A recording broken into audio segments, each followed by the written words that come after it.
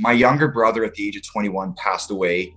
When he died, that really for me was the end, because we weren't just brothers, we were best friends. My best friend slash brother dies, and then it totally ruins me. As bad as I was on drugs, it made it way worse. Now I'm, drugs on steroids. It's just like so horrible. And it just got worse and worse. And eventually it led up to me not wanting to be here anymore. Leaving the body was the only thing that made sense to alleviate the pain. July 17, 2010, I had a whole bottle of narcotic painkillers because I know for a fact this is going to end me. And it was like, I don't know, only a couple minutes. Really, it was very, very quick that everything started to come and just go dark. So it was like trickling in. This darkness was starting to trickle in. And I knew that this is it for me. And then white now started trickling up. I'm looking down at the paramedics. So there is a period of about 20 minutes, I feel like, because the paramedics had to come, they had to be called. There was a time frame that is being blocked for me. For me, it was instantaneous. It was black and then white. And now I'm just there hovering, looking down at my body. Holy shit, I'm dead. Like I died. I did it. Like I died, but then I was like, holy shit, I'm not dead at all. And I am so much better than I ever was. Felt like I was secure and that nothing could ever go wrong. There was no anxiety, no depression, no heartache, no guilt, no shame. All the stuff that I carried in my body was completely removed and gone. I was home. I'm looking down at my body, but we're in an ambulance at this point. I'm looking down at paramedics working on me. This is when just kind of the review started happening.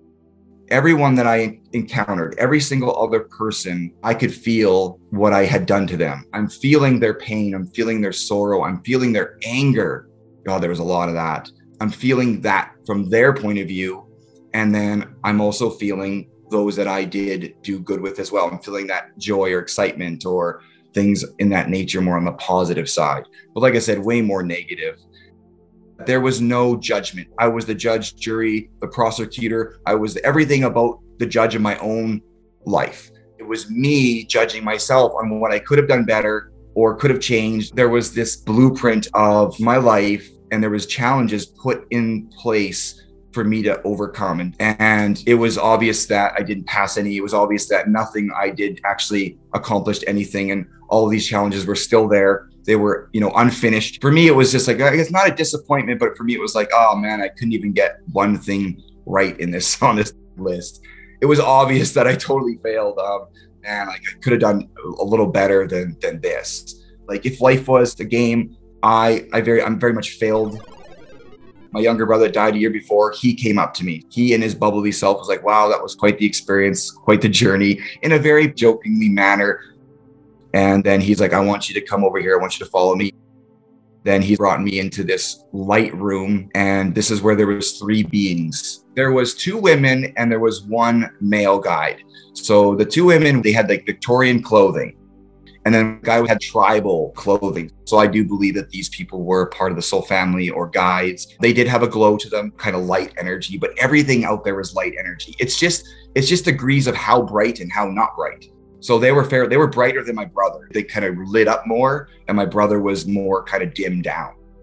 These beings told me that you have a job to do. You're not done. You have to complete things. You have a better life that could be waiting for you. You don't have to go back. We're not forcing you to go back, but we highly, highly recommend you go back. From that level, the soul level, there was no choice. It was obvious I'm going back because I just saw how badly I screwed everything up, and I want to go fix it. We have these different bodies, one being emotional, one being mental, spiritual, and physical. The emotional body looked like a blanket, and it was a heavy blanket, a heavy dark blanket. There was memories that lived in the emotional body. I can see flashes of memories. It was like a storm. It really is like the weather system of a body. It was dark and gloomy, and there was flashes of light, and memory was held in the emotional body, not just the mind. So when I saw the mental body, it looked like a donut, like a halo, if you will, but just like a halo that saints have, but mine was dark. It was a dark halo. And it was the same thing. There was this energy flow, like a spinning field of energy around the mind.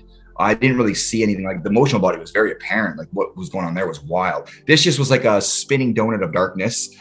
And then the physical body, it was very dense, of course, because, the physical body takes on toxicity and it was heavy and it just looks sick. And then the spirit body is the electrical system that operates the whole thing. So without the spirit body, you can't even function. These bodies were very heavy and very dense for me, and they just got heavier and heavier. And that I needed to do something about these bodies. I needed to change them. I needed to lighten the load. After that, there was this amazing kind of holographic image that completely surrounded me in this room. And it was my future. And it was like basically the future of Earth. It was very different. It was changed so much that it didn't make sense. I'd say I was about 50 years old, and you can tell that things were not what they are now. Something big changes the Earth. Like, all I wanted to do was die. But now after the NDE, all I want to do now is live. All I want to do now is do my best. Like, it changed me to my core. For me, what really helped me was finding something, finding a purpose, finding something more to live for, finding that meaning. You have to give meaning to life. It's not up to life to give your life meaning. It's up to you to give your life meaning. Our destiny is like the theme we chose to play out in life, but the free will is how, in which way we go about that. So we can go about it rich or poor, right? Or we can go about it happy or sad. So that's the free will. But the theme is like, you're going to overall experience this adventure, and you can't get away from the destiny of it. I look at the world in this way that I know my neighbors don't look at it that way. I know the people that I'm around, they just don't see it like that. When you understand where you are, why you're here, and what you're here to do, and you start living that out and really live that out, you are on that true north path. You're on that purpose road.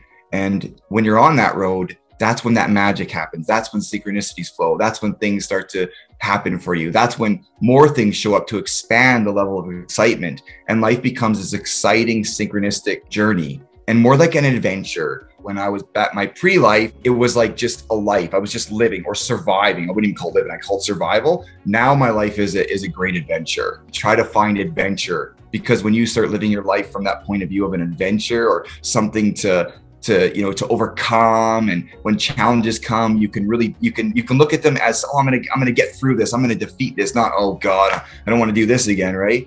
Then life, it expands on you, and you can be so much happier.